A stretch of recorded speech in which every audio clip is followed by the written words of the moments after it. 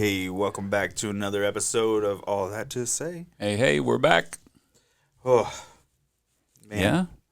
What?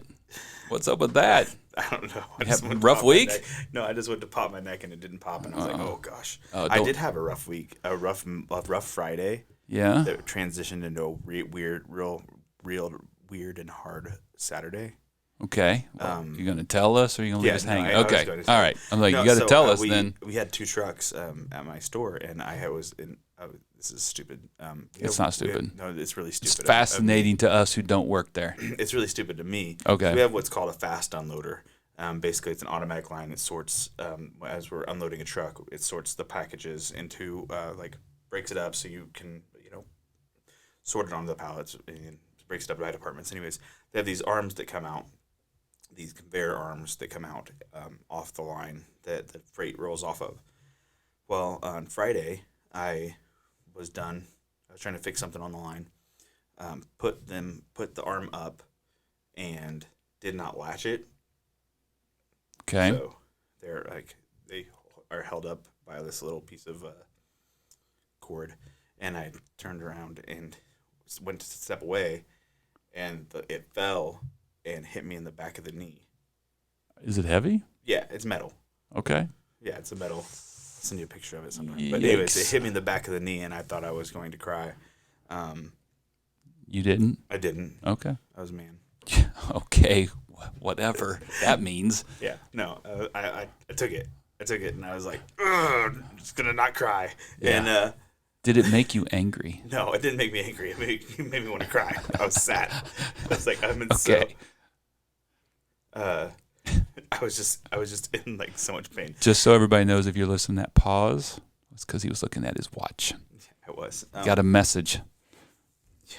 Family group chats are great. No, but it hit me in the back of the knee, and I was like, this is gonna take me out. And I thought, no, I'm gonna work through it. It'll be fine. And I went home and I went to sleep. Woke up the next day, and I was like limping. I was in so much pain from my knee. Because you didn't come home and ice it, and he didn't. I did come home and take ibuprofen. You did. Oh, And ibuprofen. Took an Epsom salt bath and You tried to be proactive in it. proactively, And But you're good now? stuff. It's still a little sore, but it's not nearly what it was Saturday morning when I woke up. I bet. I was like, oh gosh. Yeah. Woke up and I worked Saturday, and I was like, oh jeez. Well, you know the beauty of those moments No. is that I will tell you they're how we learn to double check things to make sure that they're fully latched. Like it's a lesson learned. Like so for the next person, you're gonna be like, check that, make sure it's latched, and they're gonna go, it is, and you're gonna go, no, check it. Yeah, it hurt. Yeah. It was my fault. I was just dumb, but I just never unloaded a truck like that. And Do you like that system? no, it's so slow. It's so much slower because you have to put every box on the line a specific way, So that it so that it scans reads. it. Yeah. And Where you so- could just have a person go, boom, boom, boom, well, boom, boom. I mean, or you could just be looking at the line and like grabbing every box that comes off that's yours. Right. Simple enough. Yeah. Well, Anyways. it's corporate. Yeah. What you got for me today, man? I just I have a lot of friends right now I'm jealous. No, I'm not really jealous. I'm kidding. that are either young relationships or getting ready to have their first child. Okay. So young relationships, Young as in, relationships, so like young young newly married? newly Okay. married. we're not or- just dating. We're not No. just pretending to be married. no newly married. Yeah, pretending to be married, newly married, or new or getting ready to be newly parents. Okay. Okay. Um, Okay. You've been through both of those. I have. Yep. Uh, I mean, I'm going to be honest with you. Newly married was a long time ago, my friend. okay, so let's Let's start try with to. I'm going to see if I can refresh my memory. this. What's something? This is what I want. Is Okay.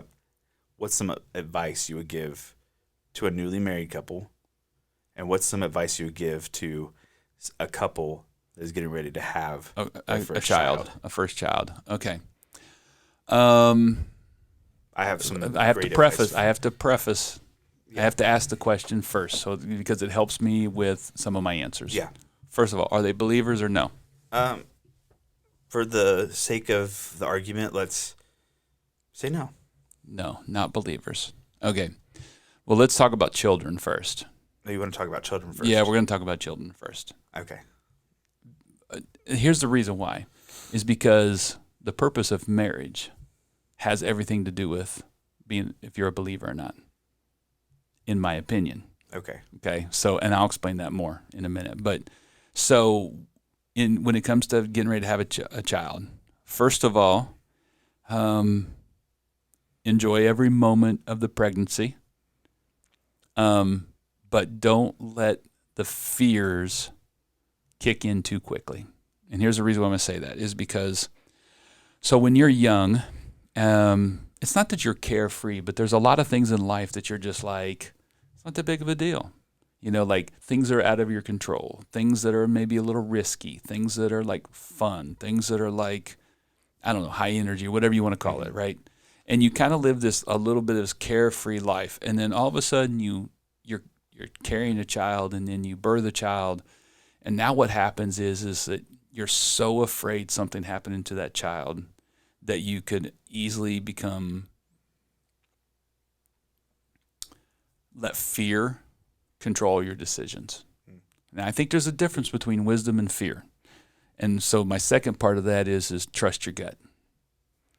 If you feel something, if you're concerned about something, trust your gut. But if it's always seems to be camped around fear and worry and concern, and it's because you can't control things, then make sure you pull that back into check, right?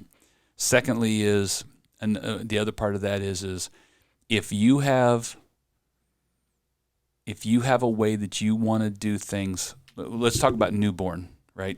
Okay, you got a newborn, and you don't really want people like touching them. It's okay. Do it in love, right? But don't. Well, let me not say it that way. If you're like, hey, we're not going out of our house for like the first month. Okay, you hear what I'm saying? Mm-hmm. That's great. You do that. That's what you need to do for your family. But when you decide it's time to go out into public, let people know so that they know that it's okay to like celebrate and come alongside. But you got to give people boundaries and parameters, but you've got to do it in love all the time. Right. Because your expectation of how you want people to interact with your child or even interact with you won't be known if it's just inside your head, as well as if it just comes out of a snap of like, don't touch my child.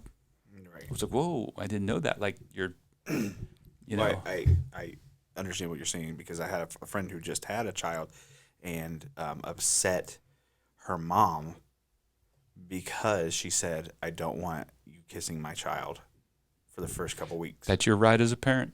I don't want you kissing because of germs and stuff. Yep. I don't want you to kiss my child for the first couple weeks, couple months. Yeah. And that is hard, right? Because as grandparents, you're like, you just want to love on that little baby. Mm-hmm. And so it's hard. And I feel like there's so many situations that they're going to be lose-lose no matter what. You're going to upset your... Right. And so my comment about like if you decide to stay at home or you don't want people around and then all of a sudden you come out, because people know that you don't want them interacting a lot, well, they pull back and maybe they don't celebrate your child enough or they don't like, and so you feel, like I've heard the other side where it's like, no, it's like, it's almost like we didn't even have a child. Like no one's like even like giving us a woohoos. And it's like, well, okay, let's look at you kind of pushed people away, right? Understandably. So now you have to create an environment where you go, thank you for honoring us and giving us a space. And here's what we're going to, here's some of the guidelines, the boundaries, that we're still operating in. Right. And we are so thankful that you are loving on our child and that you're celebrating with us, and we appreciate your prayers and your love. Here's just some of the things for us. I think that it's fair if you just say, I'm gonna use forthright communication that's going to be layered in love and respect. And if you can do it in that format, if the person doesn't receive it in love, that's not on you, right? Now, if you deliver something where you're just like, wow, and you should expect that it's going to come back with a thing. But I think as a newfound parent, one is your baby's very resilient. Two is people are going to want to love on that baby, and so you have to figure out your boundaries and your guidelines, and then display those in a very loving fashion. Right. Right, and that's hard. That's super hard. And the reason why I was talking about fear is because that when you're holding your first child, you're just like, I don't even know if I can like do anything right and not put this child at risk, right? And it's like, I mean, obviously you don't want your child falling off the washing machine in the pumpkin seat, right? The pumpkin seat. Right? You don't want that to happen, Someone's taking fall photos. but it can happen, and babies are very resilient. Obviously, you want to avoid everything you can. That's why you see a lot of families, like by the time they've had 2, 3, 4, 5, they're like, whatever. I mean, I don't even think we could hurt a child right now if we tried. You know, it's like, I mean, I think you start to learn like how resilient they are. You start to learn like kind of what your parameters are. You learn how to trust your gut, you know. And the other thing with parenting is like everybody's going to parent differently. And so you've got to learn how to like have yours expectations, vocalize those, accept them, and then be okay if everybody else is different. We just, you know, at the end of the day, parents have to learn how to respect each other's decisions with others, with their child, with their children, right? So I'm bouncing all over here. I'm sorry, but I think, okay. I think my advice is, like I said, enjoy the pregnancy part of it, but also enjoy the childhood part of it, Right. right? Don't be so freaked out. Don't be so controlling. Don't be so. Yeah, I think it's interesting. I see a lot of young people having babies, and they were like, my parent was a helicopter parent, and I will never be like that until they have a child. And then they're like, And then they're like 3 times worse. They're like, you know, and you like can't even hardly get close to the child because I don't know, you might do something, and you might say something. you know what's interesting to me? You're having this. Grandparents are so easily offended Yeah. because they're like, especially like in that scenario where you were just talking about. It's like, and know the grandparent is like, I held you. Right. Like I held you. I kissed you on the face. Yeah. I did all fine. these things, and look at how you turned out. You're Yeah, fine. You're fine. You lived. I have another I have another pair of friends who just had a baby, and they require before you touch their child, just to wash your hands. That's all Sure. they want. They say, hey, Wash your hands. When you come in the house, will you wash your hands before you? You know, Which is I feel like is reasonable. I think it's more than reasonable, and here's the reason why. I don't know how many times I'm in a restroom and I watch guys finish their business and walk out, Walk out and not wash their hands. I think any parent should say, I'm going to need you to wash your hands. I think it's a good thing. Yeah. So, I mean, I just understand that there are things that like and then like I know that there are certain things like families do, like as like a recovery time after Absolutely. having a baby, Yep. where you're not going out and doing a lot of stuff. So I think that that's huge for just respecting that. I think it's huge. I also would say on the flip side of that is don't let that child create so much fear and concern in you that you don't go do anything, and now you're just all you do is you're just at home. You're just there. You're so afraid to go anywhere, and it's work. It's hard work. I mean, depending on what time of year it is, bundling them up, put them in a car seat, like do all that stuff. Deal with taking everything out, in. It's like for some, it's just like it's just too much work. I'm just going to stay at home. It's like do the work. Do the work. Go do things. Go places. After be with you're done people. recovering a When little you're bit. when you're ready. When you're ready for people, and you're ready for your trusted people. You're kind of your trusted crowd. But I think that at the end of the day, young people, they're going to parent different than their parents did. There's going to be differences between parents and young couples, and you honor and respect, but stay true to your, like, this is what we feel is the best for our family, and that's okay. You know, if you find that you've kind of like pushed everybody away, then don't be upset when people don't come around. Right. You know, or if you feel like you don't have community, you kind of have to look at, well, did I push community away, or is it that they're just not coming around? Well, I'm going to put that to two things. You've communicated not yet, so they're honoring you, or you've communicated not even not yet, but there's no plan. There's no Yeah. future. There's no. We're going to stay inside. Yeah. The rest of our I don't life. want you around my child. Yeah. So parenting is an interesting thing, and it's been fun to watch people that, you know, like as a young adult myself at one point in time leading youth group, and now watching some of my former youth group people who now have kids that are like entering in their teenage years, watching how they And you're handled. like, yeah, good luck, because you were terrible as a youth. I'm like, you know, what comes around goes around. So, but it's fun watching this next layer of young adults having kids. And the thing that's most interesting is to watch the differences, especially when I remember when they would say things like, when I have kids, we'll do this. Right. And it's like, Then you see them and they're like, they're not they're doing not it. doing that. No, not at all. And I love it, because I think that you can say one thing at one age of your life, but when you actually get into that season, everything changes. Right. So I think that's some of my advice. I don't know. I think, like I said earlier, trust your gut. I think trust your gut. You know, that's multifaceted when it comes to your children, all the way up.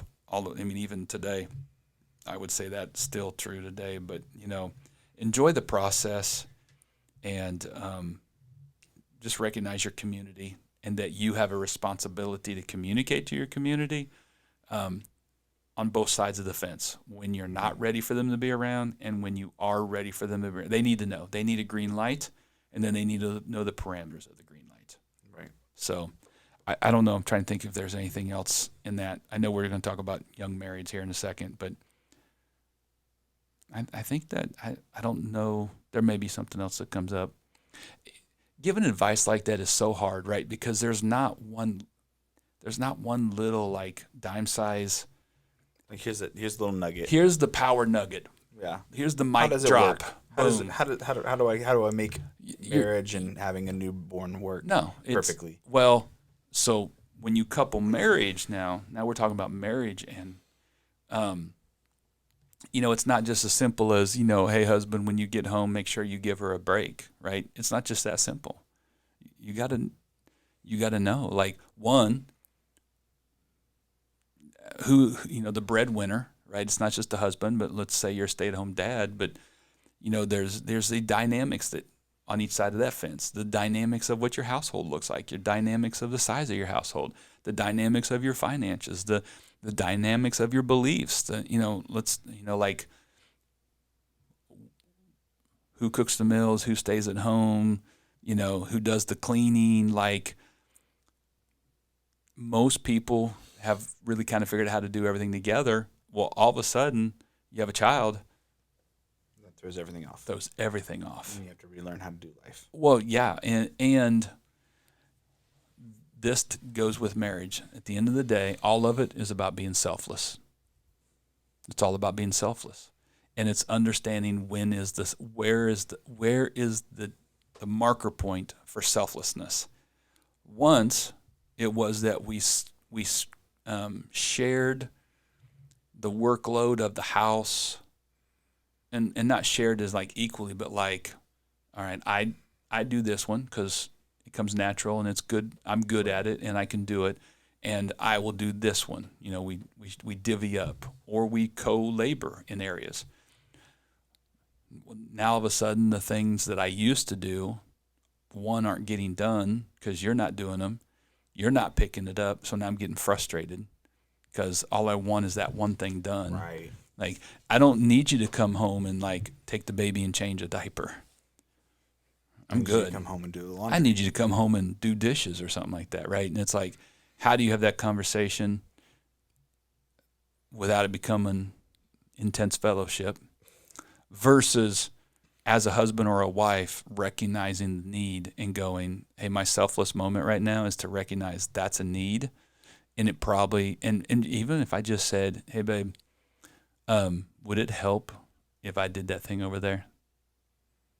Man, it really would. Versus, you know what would really help is if you did this, because I'll do that stuff tomorrow. It's all about communication, right? And so that's why I wanted to jump to babies first and come back to marriage, because the root of everything is communication. It's all about communication. Overly communicating, but not communicating in a selfless way, but communicating not a selfish way, but communicating in a selfless. How do I serve your needs? How do I meet your needs? But also, how do I okay, now you're being too demanding. Yeah. Now you're being over the top. You're being extra. And I need you to stop, right? It's that thing. Yeah. The reason why I asked earlier about believer, non-believer, okay? When I do weddings and when we do premarital counseling and stuff like that, I always ask the question, what's the point of marriage? What's the purpose of marriage? And there's always that companionship, absolutely. And there's that, we're supposed to procreate and make babies. Yep, that's true. And, we're supposed to have someone to keep us warm when we lay down. And all those things, right? At the end of the day, the reason why we get married is that we actually help each other become more and more in the image of Jesus. Michelle and I, our purpose together is that I help her have a deeper relationship with God, and that she herself becomes more emblazed in the image of Jesus, and she does the same thing to me, right? We call each other up, we call each other out, right? We know that we're each other's best friends. I was joking with her the other day. I said, I'm not going to introduce you as my wife anymore. She's like, what? And I said, I'm going to introduce you as my best friend, because that's really what you are. And anybody else in my world can leave. Anybody else, I can have friends that are going to come and go. I can have friends that are, their jobs are going to take them their careers will take them places. We'll have all of these things. But at the end of the day, she's, when I'm down, she's there. When I'm having a rough day, she's there. When I need my butt kicked, she can do it.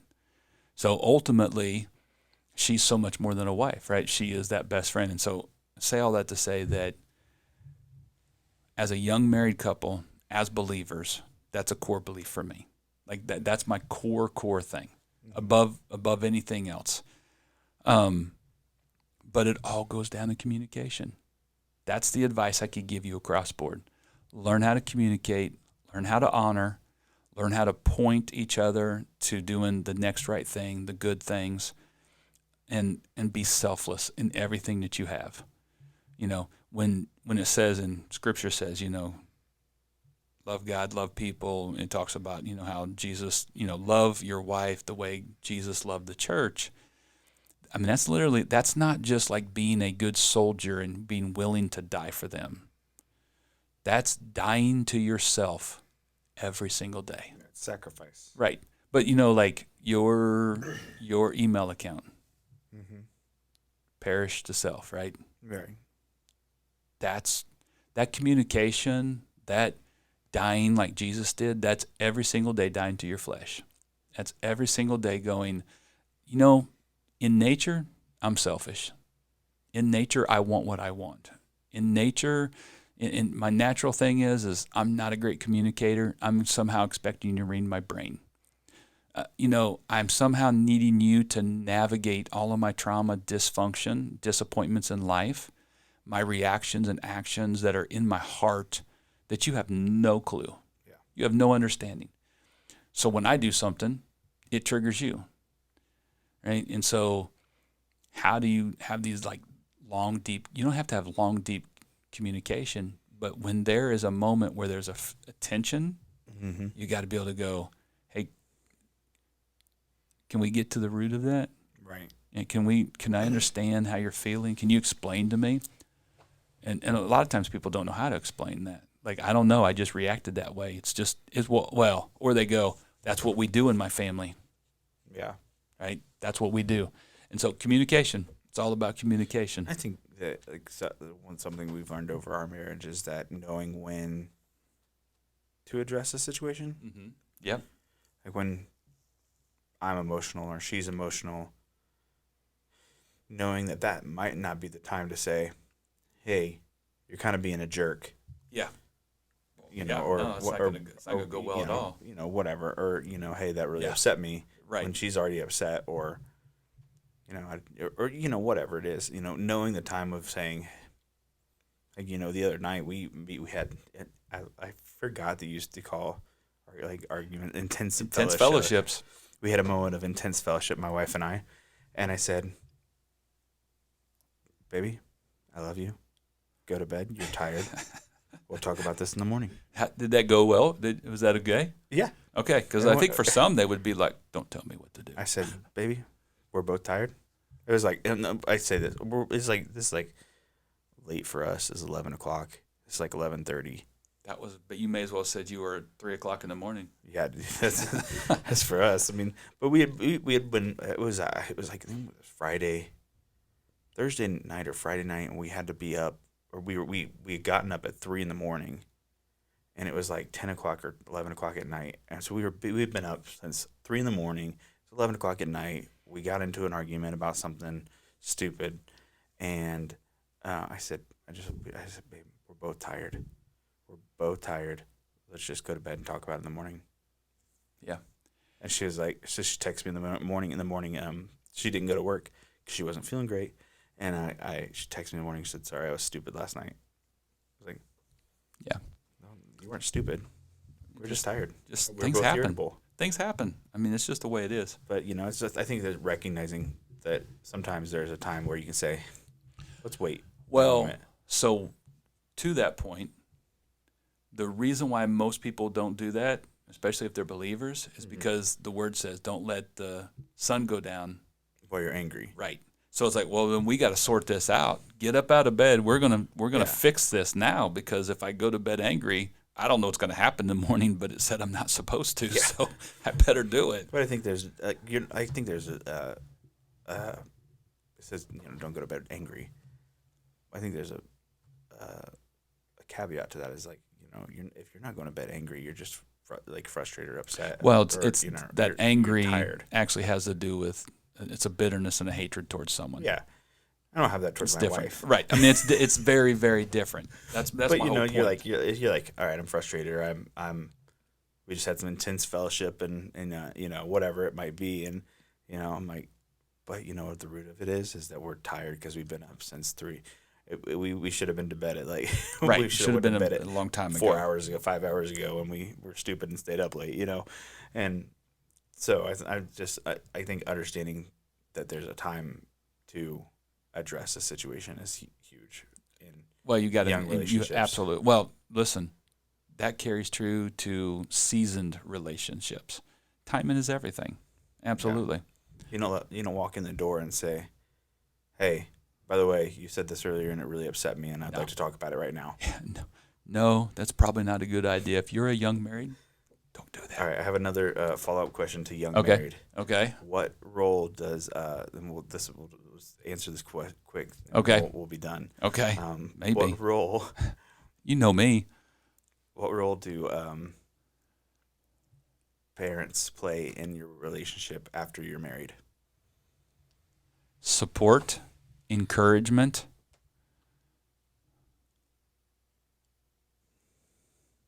Support, encouragement. What role do in-laws play? Support and encouragement. I'm saying it that way because as an adult, your family dynamics are going to be different than what we raised you up in, right? I have to be okay with what you deem is best for your family or for you as a married couple is okay. Right. I can't control that. I can't tell you. I can give you advice. I can give you what I think. But at the end of the day, whether you're my blood or my in-law, right? Right. My role, our role, Michelle and I's role is to support and encourage in words, right? I mean, not just being positive, like you can do it, but more like, like if there's a struggle, like, hey, what do you need? Yeah. Right? I mean, if you have a financial need, pride usually is there is like, man, I'm an adult. Right. I can't be asking my parents for money all the time. And yet, okay, well, do you need some help right now? Like, right? So my role is to encourage and support. And so when I say support and encourage, encouragement are words and actions. Support is the same, but that might involve some, how do I want to say it? That might involve some monetary help, but it has to have no strings, Right. right?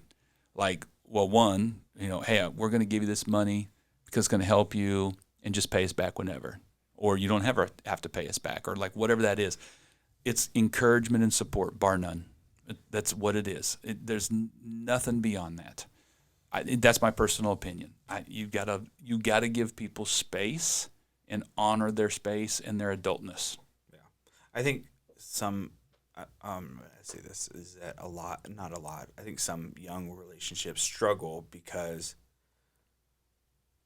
we bring in what we've seen, Absolutely. and so that's what we expect our relationship to be. Absolutely. Is this either perfect Or appears to be or perfect. appears to be perfect, Mm-hmm. or the other side of that is you expect the worst. Absolutely. So then when someone is good to you, or vice versa, even when you're married, relatively know the person you're marrying, Right. for the most part. Right. Well, yeah. I mean, You're you gonna should. learn- you're gonna I hope learn. you do. You're going to learn a lot more about them, but Yeah. even then, like, you're learning constantly about your spouse. But I think that a lot of times we bring in those things from our parents. A lot of times we don't even realize, Nick, that we bring them in. But then does a parent saying, "Well, you're not doing that like this"? That's not their role. It's not their place. That's what I'm asking. That's not what I'm asking. That's the point I'm trying to get to. Okay, but let's back up for a second. Okay.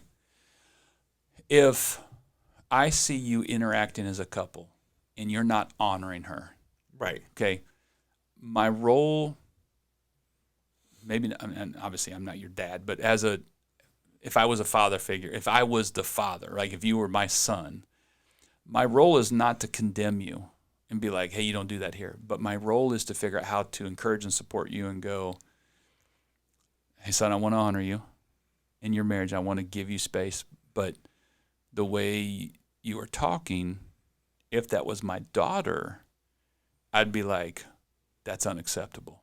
Mm-hmm. So the fact that I could say that about my blood daughter, she's grafted in through marriage, and so she is my daughter. And I'm going to challenge you like, well, I didn't raise you like that, but I understand you're frustrated. And I'm just going to encourage you to like notice that there's something happening there, and that's not who you are. That's not the person that I normally see. That's very different than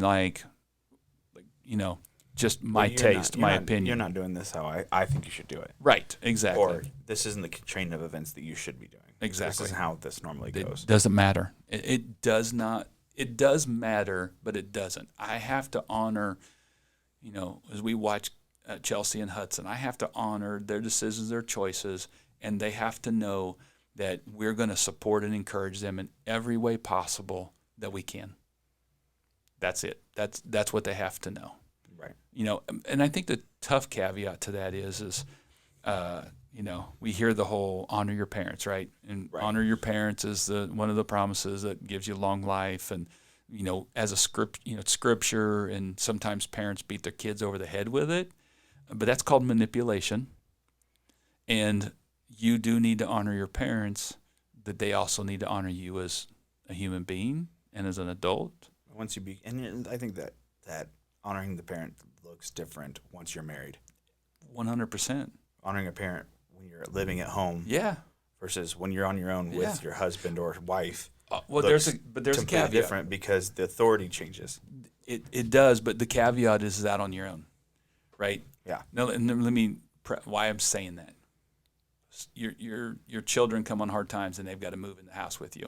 Right. You're going to honor and respect them, but you also have some house rules, Right. right? So, like, that's the honor and respect. Is I honor you as an adult. I honor you as your decisions and what you're doing. You're honoring me as a parent because, like, hey, we want to make sure that the garage door gets closed at night. Right. Like, they're just silly little things. Or like, hey, could you not watch TV late at night because I'm trying to sleep and you're literally right underneath us. It's like every scenario is different. But as parents and in-law parents, it's encourage and support. And when it's an open door, not to bring correction, but to like lovingly point in a direction. Mm-hmm. I just have to let the Holy Spirit lead in that, because if I break relationship with my child because I want to control them, no one wins. Right. I mean, no one wins in that situation. And that's not honoring. It's not honoring to people. So I know that wasn't super quick, but it was all right. Yeah. Just encourage and support. That's our role. Support. Yeah. It's good. Any wrap up to that? I don't think so. There's so much. I could talk a lot about. These are two topics that I love to talk about, but I love to spitball with people about, like, give me scenarios. How do I want to say that? Blanket advice sounds good. It's impossible to actually utilize in your life. Right. I love conversations like this where I'm like, if you have a scenario, give me something specific, and if I can help you, I'll help you. Yeah. And other than that, keep it simple. Communication. Selflessness. Die to yourself every single day. Die to your flesh. Die to your desires. Die to your selfishness. And communicate. That's it. Yeah, it's good. Yeah, so all that to say. We'll see you guys next week. Have a good one. That's right. We're out.